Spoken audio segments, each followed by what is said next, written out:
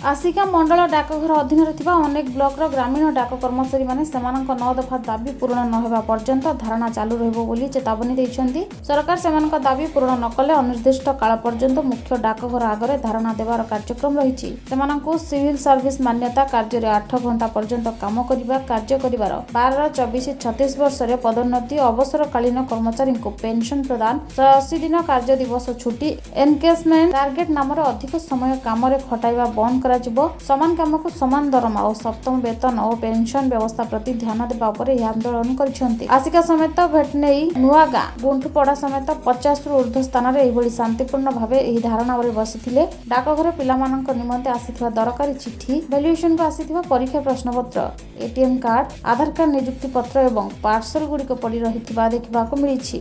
माने अनेक दिन है आमे आमर पेटपाटना बोली सरकार पाखे अभियोग कर आसुचु, किंतु सरकार कर्णपात करूना वैमातृक मनोभाव नहीं आमको हे मन कर सार 2016 रे जो सप्तम वेतन कमिशन देले सार सबुबले सबु सरकार दियंती आमको उपयुक्त माने प्राप्य, किंतु ए गवर्नमेंट आमको 1 वर्षर माने आमर प्राप्य देना सार, जोटा कि ता साथी इंक्रीमेंट आउ डीए आमर सब लॉस है सार, जहाँकि आम मिनिमम मासक 1500 टका हर बसिलु सार।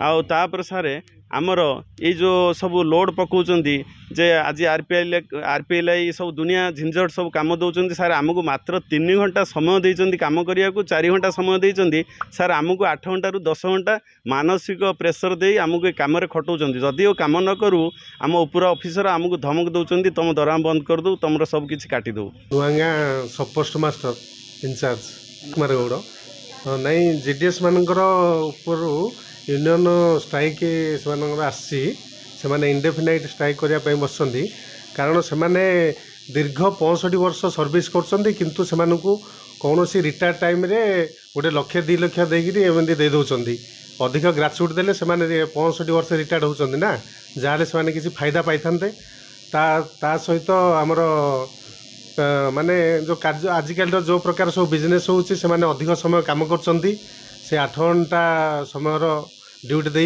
अधिक दरमा देवा दरकार।